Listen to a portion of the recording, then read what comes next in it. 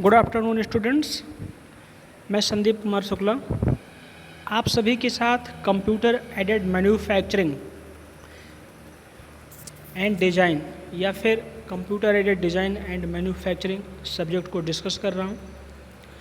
पिछले वीडियो में हमने देखा था कैड के बारे में कि कैड है क्या, इसका उद्देश्य क्या है, इसके अलावा एडवांटेज क्या हैं, स्टेप्स क्या क्या हैं इसको अप्लाई करने में, इत्यादि बहुत सारी बातों पर हमने आपसे डिस्कशन किया था।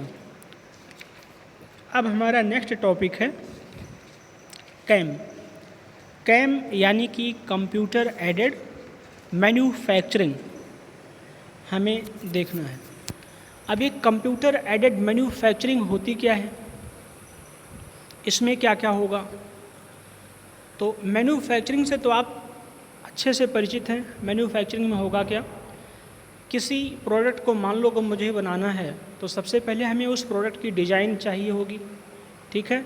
उस डिज़ाइन को हम मैन्युफैक्चरिंग सेक्शन में भेज देंगे, जहाँ पर उस डिज़ाइन के अनुसार और उस डिज़ाइन में जो मटेरियल मेंशन होगा उसके अनुसार हम प्रोडक्शन कर लेते हैं। प्रोडक्शन कैसे भी हो सकता है, मैनुअल होता है, मशीन के द्वारा हो सकता है, ऑटोमेटेड सिस्टम में, फुली ऑटोमेटेड सिस्टम में, या फिर सेमी ऑटोमेटेड सिस्टम में, ठीक है, इसको कर सकते हैं। लेकिन ये जो कैम है अर्थात कंप्यूटर एडेड मैन्युफैक्चरिंग, इसमें मैन्युफैक्चरिंग तो किया जाता है लेकिन जो मैन्युफैक्चरिंग मशीन्स हैं, ठीक है, उनका नियंत्रण कंप्यूटर की सहायता से होता है, ठीक है। उनका नियंत्रण किससे होता है, कंप्यूटर की सहायता से। तो हम कह सकते हैं कि एक ऐसा मैन्युफैक्चरिंग सिस्टम जिसमें मशीनों का नियंत्रण, मशीनों का संचालन किसी कंप्यूटर के द्वारा किया जाता हो या कंप्यूटर की सहायता से किया जाता हो, उसे कंप्यूटर एडेड मैन्युफैक्चरिंग कहा जा सकता है या कहा जाता है, ठीक है। तो कंप्यूटर एडेड मैन्युफैक्चरिंग क्या हुआ, एक ऐसा मैन्युफैक्चरिंग प्रोसेस या एक ऐसा मैन्युफैक्चरिंग सिस्टम जिसमें मशीनों का नियंत्रण, मशीनों का संचालन इत्यादि किसी कंप्यूटर की सहायता से किया जा रहा हो, उसे कंप्यूटर एडेड मैन्युफैक्चरिंग कह दिया जाता है, ठीक है। यानी कैम के अंतर्गत कंप्यूटरीकृत तकनीकों का उपयोग करते हुए मैन्युफैक्चरिंग से संबंधित मशीनों का संचालन, नियंत्रण, कंट्रोल इत्यादि किया जाता है। इसी व्यवस्था को कैम यानी कंप्यूटर एडेड मैन्युफैक्चरिंग कह दिया जाता है, ठीक है। आपसे क्वेश्चन पूछा जा सकता है कैम से आप क्या समझते हैं, इसके एडवांटेज बताइए इत्यादि कहा जा सकता है। अब आप जानते हैं कि हमारा जो मैन्युफैक्चरिंग है इसमें डिज़ाइन ऑटोमेटिकली इंक्लूडेड होता है। बिना डिज़ाइन के मैन्युफैक्चरिंग संभव नहीं हो पाएगा, क्योंकि आप किस डायमेंशन की वस्तु बनाएंगे, किस मटेरियल की प्रोडक्ट बनाएंगे, इस सब का जो डिसीजन होता है वो डिज़ाइन फेज में ही कर लिया जाता है, ठीक है। तो कंप्यूटर एडेड मैन्युफैक्चरिंग में भी डिज़ाइन का कार्य ऑटोमेटिकली ऐड होगा, लेकिन हम यहाँ इस सेक्शन को नहीं देखेंगे। यहाँ हम केवल और केवल कंप्यूटर के उस कार्य को देखेंगे जो मैन्युफैक्चरिंग मशीनों को ऑपरेट करता है, कंट्रोल करता है, संचालित कर सकता है, ठीक है। तो इसको हम दो कैटेगरीज में बांट सकते हैं, ठीक है। जो हमारा कैम है कंप्यूटर एडेड मैन्युफैक्चरिंग, इसके कार्य को हम लोग दो कैटेगरीज में बांट सकते हैं। पहला है हमारा प्रोडक्शन प्लानिंग, ठीक है। अगर हमें कोई ऑब्जेक्ट या कोई प्रोडक्ट बनाना है तो उसके लिए हमें पूर्व में नियोजन करना पड़ता है, यानी पहले से ही उसकी प्लानिंग करनी पड़ती है, अर्थात किस प्रकार से कार्य किया जाएगा, इसमें लागत कितनी आ जाएगी, टेक्निक कौन सा उपयोग करेंगे, इसके लिए हमारा स्टेप कैसा होगा, अर्थात पहले टर्निंग करेंगे कि फेसिंग करेंगे, ठीक है, कि नर्लिंग करेंगे, ये सारे रूट मैप तैयार किए जाते हैं। तो ये हो जाता है हमारा प्रोडक्शन प्लानिंग, अर्थात प्रोडक्ट को बनाने के लिए हमें क्या क्या योजनाएं तैयार करनी है ताकि प्रोडक्ट का निर्माण अच्छी क्वालिटी का आसानी से हो जाए। तो एक तो ये हो गया। दूसरा कार्य हो गया कैम का प्रोडक्शन कंट्रोल, जो हम प्रोडक्शन कर रहे हैं उसमें जिस प्रकार की क्वालिटी हम चाहते हैं वो क्वालिटी मेंटेन्ड है कि नहीं, जिस लागत पर हम प्रोडक्ट बनाना चाहते हैं क्या वही लागत आने वाली है, या फिर हमारा जो कार्य है वो मैनुअल होगा या ऑटोमेटेड मशीनों के द्वारा होगा या रोबोट के द्वारा होगा, इत्यादि बातों का जो ध्यान रखा जाता है वो प्रोडक्शन कंट्रोल के द्वारा किया जाता है। तो इस प्रकार से हमने आपसे कहा कि हमारा जो कैम है अर्थात कंप्यूटर एडेड मैन्युफैक्चरिंग, इसके कार्य को हम मुख्यतः दो सेक्शंस में, दो पार्ट्स में बांट लेते हैं। पहला हो जाएगा हमारा प्रोडक्शन प्लानिंग का कार्य और दूसरा हो जाएगा प्रोडक्शन कंट्रोल। अब हम देखते हैं कि प्रोडक्शन प्लानिंग का कार्य कैसे होगा, क्या है। तो प्रोडक्शन प्लानिंग जो है हमारा, इसमें देखें तो कंप्यूटर का इनडायरेक्ट इस्तेमाल है, अर्थात इसमें कंप्यूटर डायरेक्टली प्रोडक्शन में इन्वॉल्वमेंट ना हो करके इस कंप्यूटर की सहायता से प्रोडक्शन करने के लिए जो प्री प्लानिंग होती है, जैसे कि इसके अंतर्गत प्रोडक्शन फैक्टर्स जो होते हैं, यानी कि श्रम, मटेरियल, मशीन, ठीक है, ऑपरेशन इत्यादि को हम देखते हैं। यानी कौन से श्रम की आवश्यकता होगी, ऑटोमेटेड है या मैनुअल है, दूसरा किस प्रकार की मशीन की आवश्यकता पड़ेगी, तीसरा ऑपरेशन किस स्टेप्स में होंगे।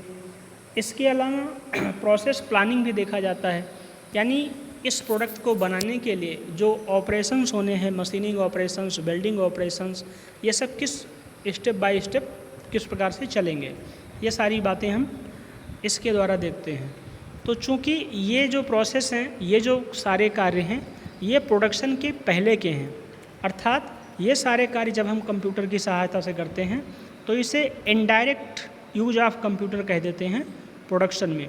यानी जो उत्पादन नियोजन अर्थात प्रोडक्शन प्लानिंग का कार्य है कैम के अंतर्गत, वो कंप्यूटर्स का इनडायरेक्ट कार्य माना जाता है प्रोडक्शन के लिए। बात समझ में आई। हमने अभी तक ये आपसे कहा कि कैम के कार्य को हम दो पार्ट्स में बांट लेते हैं।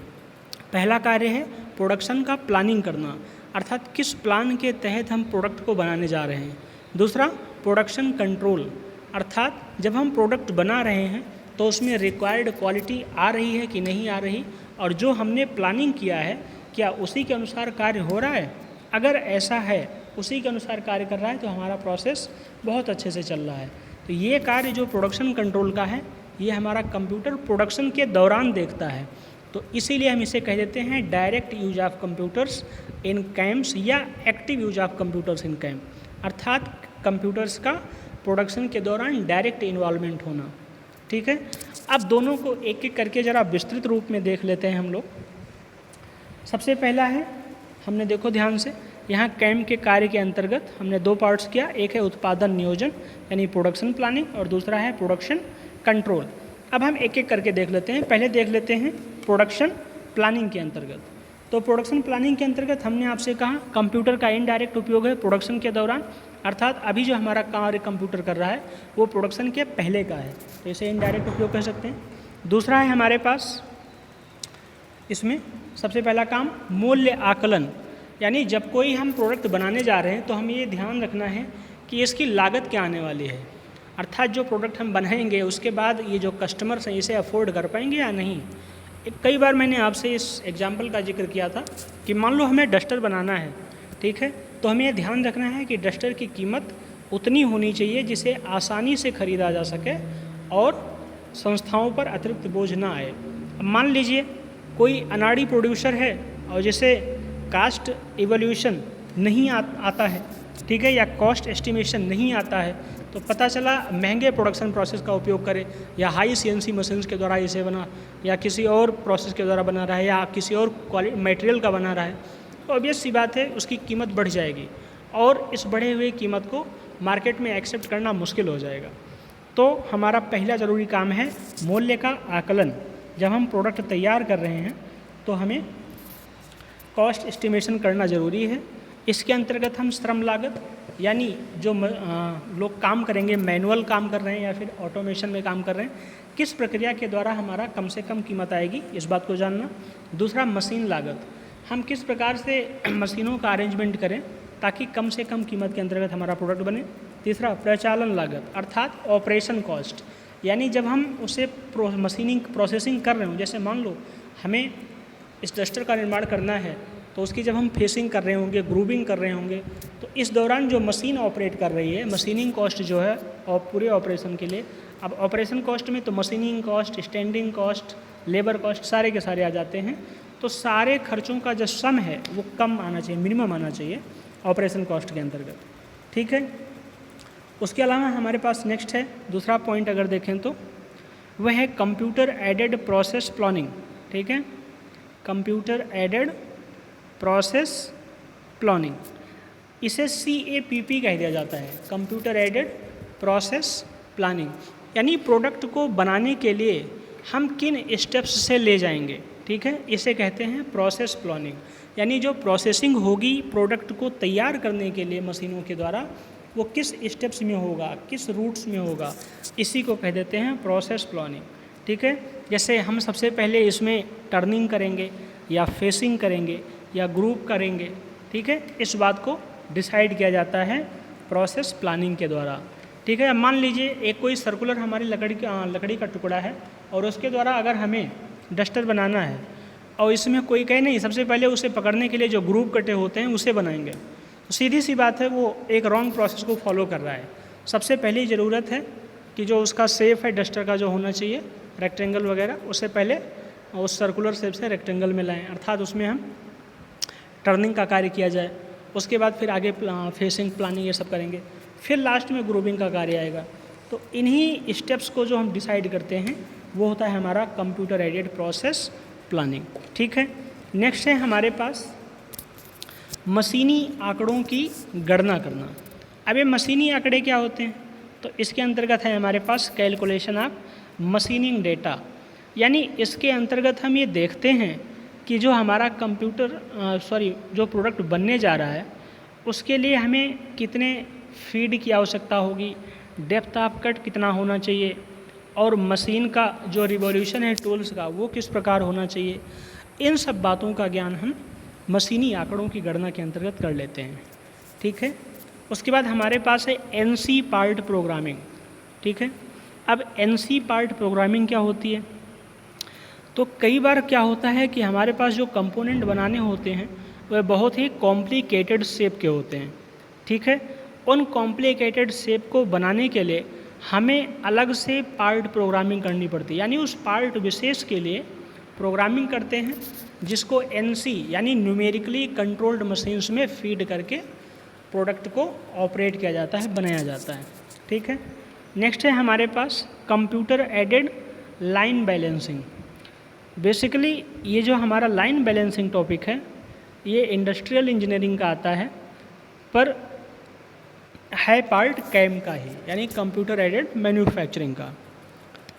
तो इसके अंतर्गत हम क्या करेंगे, कंप्यूटर की सहायता से कई सारे वर्क स्टेशन डिसाइड किए जाएंगे, क्योंकि कारण है जब कार्य हमारा बल्क में होता है, एक बड़े लॉट में होता है, तो एक ही और बहुत सारे कार्य होते हैं अलग अलग टाइप के, तो एक ही वर्क स्टेशन पर उन सारे कार्य का संपादन संभव नहीं हो पाता, इसलिए अलग अलग टाइप के हम वर्क स्टेशंस को डिसाइड कर लेते हैं, बना लेते हैं। और इसे डिसाइड करने के लिए हमें कई बातों का ध्यान रखना पड़ता है, जैसे कि कितने टाइप्स के ऑपरेशन होने हैं, क्वांटिटियाँ कितनी हैं, इसके अलावा हमारे पास उसके लिए वर्कर्स कितने हैं, ठीक है, एक्सपर्ट्स कितने हैं, इन सब के आधार पर हम वर्क स्टेशन डिसाइड कर लेते हैं, ठीक है। इसके अलावा नेक्स्ट है हमारे पास प्रोडक्शन एंड इन्वेंट्री कंट्रोल, यानी कि उत्पादन एवं इन्वेंट्री नियोजन। अब ये क्या होता है, प्रोडक्शन एवं इन्वेंट्री कंट्रोल, तो इसमें हम देखेंगे कि प्रोडक्शन के लिए जो रॉ मटेरियल्स हैं, ठीक है, और जो प्रोसेस्ड कंपोनेंट्स हैं उन सब की इन्वेंट्री हमें रखनी होती है, इन्वेंट्री का लेवल कैसे मेंटेन रखना है और कितने लेवल पर हमें रीऑर्डर करना है, ये सारी बातें हमें ध्यान रखना है इस उत्पादन एवं इन्वेंट्री नियोजन में। और ये सारे के सारे कार्य किस में आते हैं, प्रोडक्शन कंट्रोल प्लानिंग में, उत्पादन नियोजन में, ठीक है, प्रोडक्शन एंड इन्वेंट्री प्लानिंग में आएंगे, ठीक है। जैसे स्टॉक, कच्चे माल, उत्पादन का रिकॉर्ड रखना इत्यादि आसान हो जाता है, ठीक है। तो कैम में हमने कैम के दो कार्य को दो पार्ट्स में बांटा था। पहला था प्रोडक्शन प्लानिंग और दूसरा था प्रोडक्शन कंट्रोल, ठीक है। और इन दोनों का सम्मिलित रूप होता है production planning and control. Production planning and control, तो एक हो जाता है प्रोडक्शन प्लानिंग, दूसरा हो जाता है प्रोडक्शन कंट्रोल। ये दोनों ही कार्य किसके होते हैं? कैम के होते हैं। प्रोडक्शन प्लानिंग या प्रोडक्शन के पहले का कार्य होता है और इस समय कंप्यूटर जो कार्य करता है उसे इनडायरेक्ट, ठीक है, कार्य कह दिया जाता है कंप्यूटर का प्रोडक्शन के लिए। और दूसरा जो प्रोडक्शन कंट्रोल होता है उस समय कंप्यूटर प्रोडक्शन के दौरान एक्टिव होता है, इसलिए उसे डायरेक्ट एक्शन ऑफ कंप्यूटर कहा जाता है प्रोडक्शन के लिए, ठीक है। तो ये हो जाता है। अब हम दूसरा अपना देख लेते हैं जो कि हमारे पास है प्रोडक्शन कंट्रोल। इसमें कंप्यूटर क्या करता है? इस कैम के अंतर्गत यानी कंप्यूटर एडेड मैन्युफैक्चरिंग के अंतर्गत, तो सबसे पहला है कंप्यूटर प्रक्रम नियंत्रण यानी कि कंप्यूटर प्रोसेस कंट्रोल। प्रक्रम का मतलब होता है प्रोसेस। आपने ये थर्मोडायनेमिक्स में ज़रूर देखा होगा, सुना होगा, ठीक है। तो इसमें बहुत सारी चीज़ें होती हैं कि जो कंप्यूटर प्रोसेस कंट्रोल है इसमें हमें क्या क्या करना है। सबसे पहली बात असेंबली सिस्टम, ठीक है, यानी जो हमारा असेंबल्ड हो रहा है पार्ट उसे देखना। संख्यात्मक कंट्रोल यानी जो मशीन्स होती हैं न्यूमेरिकल कंट्रोल। दूसरा रोबोट, ये जो अब हम नॉन ह्यूमैनिटिक वर्क में कार्य करते हैं तो पदार्थों का स्थानांतरण, इसे कहते हैं मटेरियल हैंडलिंग। और नम्य उत्पादन निकाय यानी कि फ्लैक्सिबल मैन्युफैक्चरिंग सिस्टम। ये सारी चीज़ किस में आते हैं? कंप्यूटर प्रोसेस कंट्रोल में। क्योंकि होगा क्या, इन सारे प्रोसेस को कंट्रोल कौन करेगा? कंप्यूटर। कौन कौन से? जैसे असेंबली सिस्टम, इसको कंट्रोल करेगा कंप्यूटर। संख्यात्मक कंट्रोल, जब हम एनसी मशीन्स में पार्ट प्रोग्रामिंग के दौरान उनको इंस्ट्रक्शंस देते हैं तो वो सब कंट्रोल होते हैं कंप्यूटर के द्वारा। उसके बाद रोबोट अगर है वो कार्य कर रहा है तो उसको भी कंट्रोल कैसे करते हैं? इसी कंप्यूटर के द्वारा। पदार्थ हस्तांतरण, मटेरियल हैंडलिंग में भी बड़ी बड़ी जो ऑटोमेटेड ये क्रेन्स होती हैं, ओवर हैंगिंग क्रेन्स कही जाती हैं अक्सर, बड़े प्लांट्स में आप जाएंगे कभी तो देखेंगे, उन सबको भी कंट्रोल कंप्यूटर्स के द्वारा ही किया जाता है, ठीक है। तो ये कार्य हो जाता है उत्पादन कंट्रोल में। पहला तो प्रोसेस को कंट्रोल करना कंप्यूटर के द्वारा। दूसरा है क्वालिटी कंट्रोल, जब हमारा प्रोडक्ट बन रहा होता है, मैन्युफैक्चर हो रहा होता है, उस समय उसकी क्वालिटी को मेंटेन रखना एक बड़ी जिम्मेदारी हो जाती है, इसे कहते हैं क्वालिटी कंट्रोल, ठीक है। और इस प्रक्रिया में जब हम कंप्यूटर का उपयोग कर लेते हैं क्वालिटी के लिए, तो जो हम रिक्वायर्ड स्टैंडर्ड सेट कर देते हैं, जैसे कि हमें डायमीटर कितना चाहिए, हमें टॉलरेंस कितना चाहिए, हमें सरफेस फिनिश कितना चाहिए, तो इन सारे फैक्टर्स को कंप्यूटर प्रोडक्शन के दौरान ऑटोमेटिकली जज कर लेता है। और जो कंपोनेंट्स इन सारे फैक्टर्स पर खरे उतरते हैं उन्हें तो आगे बढ़ा देता है, वरना बाकी को स्क्रैप में रिड्यूस कर देता है। हालांकि जब हमारा प्रोडक्शन कंप्यूटरीकृत सिस्टम से हो रहा है अर्थात कैम के द्वारा हो रहा है, तो उस समय क्वालिटी में डिफरेंस आना बिल्कुल मुश्किल हो जाता है, ना के बराबर होता है। इसलिए यहाँ स्क्रैप की संभावना बहुत कम होती है, ठीक है। अब अभी तक आपने इसके आगे और बता दें। नेक्स्ट है हमारे पास shop floor control. Shop floor का क्या मतलब है? वो एरिया जहाँ पर हमारा प्रोडक्ट के निर्माण में मशीनिंग कार्य या और जो ऑपरेशंस हैं वो हो रहे होते हैं, उसे कहते हैं शॉप फ्लोर कंट्रोल, ठीक है। तो यहाँ पर हमें बहुत सारे कार्य किए जाते हैं, जैसे कि उस प्रोडक्शन के कार्य में यानी ऑपरेशंस में कोई अड़चन ना आए। जैसे मशीनों की शेड्यूलिंग करना, अर्थात किस मशीन को किस ऑर्डर में रखना है ताकि प्रोडक्ट बनते समय इन मटेरियल्स को हैंडलिंग में कोई मुश्किल ना आए। ये सारे काम आते हैं किसके अंतर्गत? शॉप फ्लोर कंट्रोल के अंतर्गत, ठीक है। तो इस प्रकार आपने देखा जो कैम सिस्टम है अर्थात कंप्यूटर एडेड मैन्युफैक्चरिंग प्रोसेस, इसके अंतर्गत हमें क्या मिला? प्रोडक्शन प्लानिंग और प्रोडक्शन कंट्रोल दोनों ही कंप्यूटर्स के द्वारा किया जाता है, ठीक है। तो कैम यानी कंप्यूटर एडेड मैन्युफैक्चरिंग हमारा दोनों ही कार्य प्लानिंग का और कंट्रोल का आसानी से ख़त्म कर देता है। तो अभी मैंने आपसे बताया सबसे पहले कि कैम है क्या, उसके बाद कैम के कार्यों का वर्गीकरण कैसे किया गया। नेक्स्ट है हमारे पास अगली टॉपिक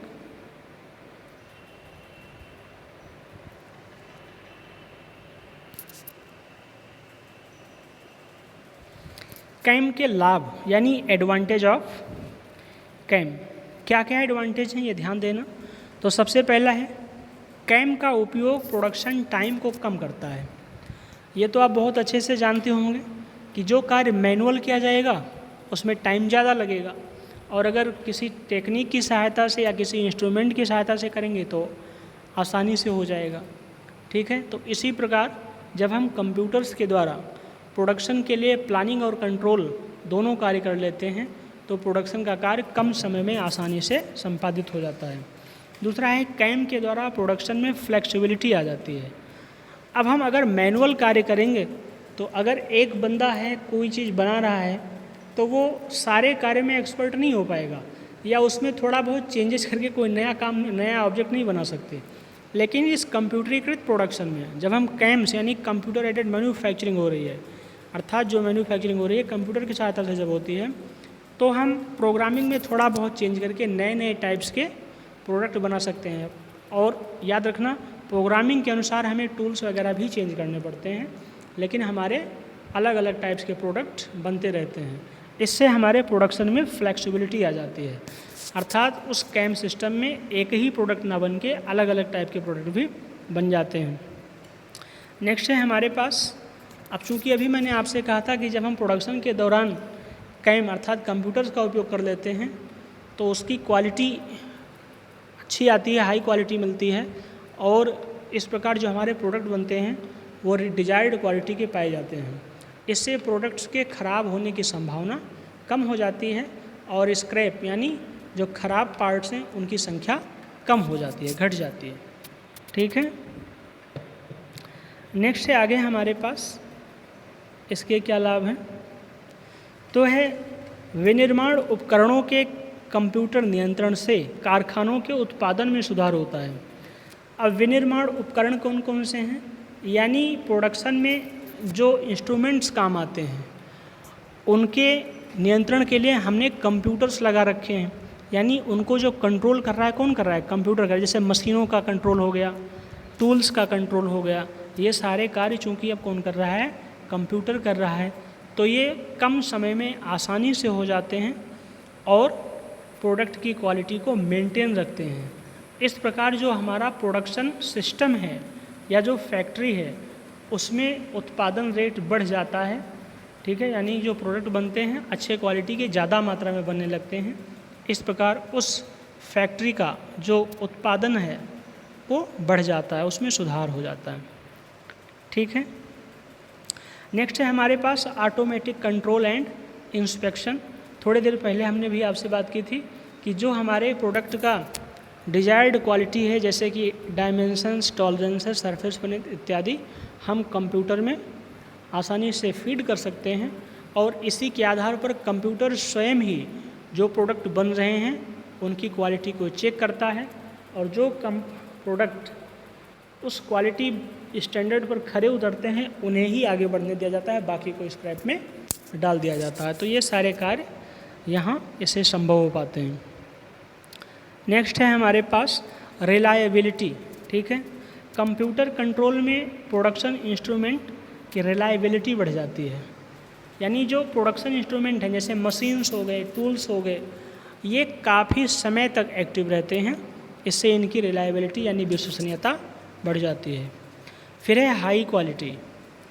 तो जहाँ इतने सारे प्रोसेस हम कंप्यूटर की सहायता से कर रहे हैं, इसकी वजह से प्रोडक्शन में आने वाला प्रत्येक स्टेप, प्रत्येक चरण उच्च गुणवत्ता से होता है, तो हमारा जो फाइनल प्रोडक्ट बनता है वो भी हाई क्वालिटी के साथ तैयार होता है।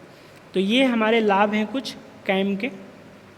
ठीक है, इन्हें ऐसे step by step, point two point याद रखना है और इनको आपको एक बार दो बार वीडियोस देख करके नोट्स बना लेना है और इनको याद रखना है। वैसे लाइन बाय लाइन आप किताब से ना रटें, मैं यही कहूँगा आपसे। ठीक है, क्योंकि उन्हें जितनी बार पढ़ेंगे उतनी बार याद आएंगे, बाद में भूल जाएंगे। तो जो एक पॉइंट्स हैं मेन आप इनको ही पढ़िए। नेक्स्ट है हमारे पास कैम के अनुप्रयोग यानी एप्लीकेशन ऑफ कैम। कैम का एप्लीकेशन हम कहाँ कहाँ कर सकते हैं ये देखना है। तो जो कैम है अभी हमने देखा, कैम के कार्यों को हमने 2 पार्ट्स में बांटा था। एक तो था हमारा प्रोडक्शन प्लानिंग और दूसरा था प्रोडक्शन कंट्रोल। तो ये बहुत सारे जो हमने कार्य रखा है, कुछ कार्य तो प्रोडक्शन प्लानिंग के हैं और कुछ हैं प्रोडक्शन कंट्रोल के।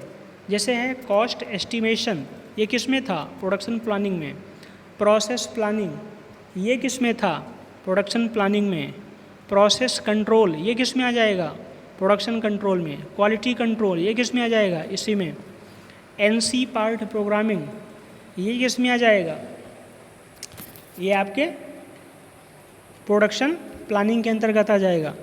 तो अभी कैम के अनुप्रयोग में यानी एप्लीकेशंस ऑफ कैम में हमें करना क्या है? अभी हमने जो कैम के कार्य लिखे थे यही तो कैम के अनुप्रयोग हैं, एप्लीकेशंस हैं। तो अगर एप्लीकेशंस ऑफ कैम पूछा जाए तो आप लिख सकते हैं कॉस्ट एस्टिमेशन प्रोसेस प्लानिंग में, ठीक है, कैलकुलेशन ऑफ मशीनिंग डेटा में, एनसी पार्ट प्रोग्रामिंग में, CALB में, उत्पादन में। इसके अलावा प्रोडक्शन कंट्रोल के जो पार्ट्स हैं उसके लिख सकते हैं, जैसे कंप्यूटर प्रोसेस कंट्रोल में, क्वालिटी मैनेजमेंट में, फ्लोर शॉप मैनेजमेंट में, एट्सेट्रा में कैम का उपयोग किया जाता है। और इसके बारे में 2 लाइन आसानी से आप लिख सकते हैं। तो ये हो जाएगा हमारा कैम का एप्लीकेशन यानी एप्लीकेशन ऑफ कैम, ठीक है। नेक्स्ट देख लेते हैं लिमिटेशंस ऑफ कैम, अर्थात कैम की सीमाएं क्या हैं। यानी कि कैम का उपयोग करने से इसमें सीमाएं क्या, अर्थात क्यों हम इससे आगे नहीं कर सकते।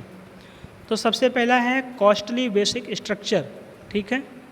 यानी अगर हम अपने प्रोडक्शन में कैम सिस्टम को अप्लाई करना चाहते हैं, यानी कि कंप्यूटर एडेड मैन्युफैक्चरिंग प्रोसेस लगाना चाहते हैं, तो सीधी सी बात है ये एक कॉस्टली प्रोसेस होगा, क्योंकि कैम एक लगभग ऑटोमेटिक अथवा सेमी ऑटोमेटिक प्रोसेस हो जाता है। इसमें कंप्यूटर्स की आवश्यकता पड़ती है और कंप्यूटर्स के द्वारा न्यूमेरिकली कंट्रोल्ड मशीन्स की आवश्यकता पड़ती हैं और इनके ऑपरेशंस के लिए एक्सपर्ट्स की आवश्यकता पड़ती है। तो ओवरऑल ये जो प्रोसेस हो जाएगा कैम के सिस्टम को इंस्टॉल करना, ये एक कॉस्टली प्रोसेस हो जाएगा, इसमें पैसे की ज़्यादा रिक्वायरमेंट होगी। दूसरा आ जाएगा, अभी मैंने आपसे कहा रिक्वायरमेंट ऑफ एनसी मशीन्स जो थोड़ा महंगी होती हैं। तीसरा है इन प्रोसेस को कंप्लीट करने के लिए, यानी कैम्स में जो कंप्यूटर होते हैं या एनसी मशीन्स होती हैं, ये ऑपरेशन के दौरान कुछ कोड्स होते हैं जैसे G कोड्स, M कोड्स के नाम से जाना जाता है, इन पर कार्य करते हैं। पर जो G कोड्स वगैरह हैं ये यूनिवर्सली एक्सेप्टेड स्टैंडर्ड पर कार्य नहीं करते, प्रोग्रामर अपने अनुसार इनको सेट कर देते हैं। तो एक ये भी मुश्किल है। और नेक्स्ट है प्रोग्रामिंग रिक्वायरमेंट, ठीक है। कैम्स में जो हमारे कार्य हो रहे हैं वो कंप्यूटर के अंदर एक प्रोग्राम सेट करके किया जाता है जो एनसी मशीन्स को यानी न्यूमेरिकली कंट्रोल मशीन्स को कंट्रोल करते हैं। तो ऐसे केस में प्रोग्रामिंग के लिए थोड़ा एक एक्सपर्ट की आवश्यकता होगी। और एक और प्रॉब्लम आ सकती है इसमें, मान लीजिए सपोज दैट प्रोग्रामिंग के दौरान कहीं माइन्यूट सी गलती हो गई, जैसे मान लो हमने डायमीटर देना था 10.25 और गलती से ये 10 पॉइंट की जगह 102.5 लिख गया, तो हमारे सारे के सारे कंपोनेंट्स जो प्रोड्यूस्ड होंगे वो सब स्क्रैप हो जाएंगे। इसलिए हमारा जो प्रोग्रामिंग होना चाहिए ये बहुत उच्च क्वालिटी का होना चाहिए और इन सारे बातों के लिए जो प्रोग्रामर होगा वो हाईली क्वालिफाइड होगा और वो जो उसकी चार्ज होगा वो भी कॉस्टली होगी। तो ये कुछ लिमिटेशंस हैं जो हमारे किसी भी प्रोडक्शन प्लानिंग को कैम्स में लॉन्च करने के लिए यानी कंप्यूटरीकृत बनाने में इसमें ये बैरियर्स आएंगे, यानी कि बाधाएं आएंगी। तो वो क्या होगा, सबसे पहला कॉस्टली बेसिक स्ट्रक्चर, अर्थात इस कैम प्रोसेस में इसको इंस्टॉल करने के लिए कंप्यूटर्स, एनसी मशीन इत्यादि को लगाने में खर्चा होगा। दूसरा है हमारे पास एनसी मशीन्स की आवश्यकता होगी। तीसरा है जो G कोड्स या M कोड्स हैं ये कोई यूनिवर्सली एक्सेप्टेड स्टैंडर्ड पर फॉलो नहीं करते, तो यहाँ भी दिक्कत हो सकती है। और नेक्स्ट है प्रोग्रामिंग रिक्वायरमेंट, यानी प्रोग्रामिंग एक्यूरेसी के साथ होनी चाहिए, जो भी एक कॉस्टली प्रोसेस हो सकता है। तो इस प्रकार ये हमारे कैम के प्रोसेस रहे जिसके द्वारा हम इसका उपयोग कर सकते हैं। तो हमने आज क्या देखा, कैम क्या है, इसके एडवांटेज क्या हैं, कार्य क्या हैं, ये सारी बातें हमने इसमें देख लिया है। ध्यान रहे क्वेश्चन पूछा जा सकता है कैम से आप क्या समझते हैं, इसके कार्यों को बताइए, या फिर पूछा जा सकता है कैम क्या है, एडवांटेज बताइए। तो आप आसानी से लिख सकते हैं कैम क्या है, यानी एक ऐसी मैन्युफैक्चरिंग व्यवस्था जिसके अंतर्गत मशीनों का ऑपरेशन, नियंत्रण इत्यादि कंप्यूटर के द्वारा किया जाता है, क्या कहलाता है, कैम कहलाता है। ठीक है, तो हमने आज कैम के बारे में देखा। इस वीडियो में यहीं तक रखते हैं, नेक्स्ट वीडियो में हम आगे देखेंगे। ठीक है, याद रहे आपको अटेंडेंस के लिए मैं फिर से एक बार याद दिला दूं, अटेंडेंस सबको लगाना बहुत ज़रूरी है। बिना अटेंडेंस के आपके प्रेजेंट के बारे में कुछ नहीं कहा जा सकता, जिससे आपका इंटरनल बनाने में दिक्कत हो जाएगी, इंटरनल आप परेशान हो जाओगे, मार्क्स नहीं मिल पाएंगे, और संभव है आपके एक्सटर्नल के लिए भी बैरियर किया जाए। तो कमेंट बॉक्स में जा कर के, जैसे मैंने पिछले वीडियो में कहा था, उसी के अनुसार आपको अटेंडेंस कर देनी है। ठीक है, बाकी की बातें हम अगले वीडियो में करेंगे। आज के लिए यहीं तक, थैंक यू।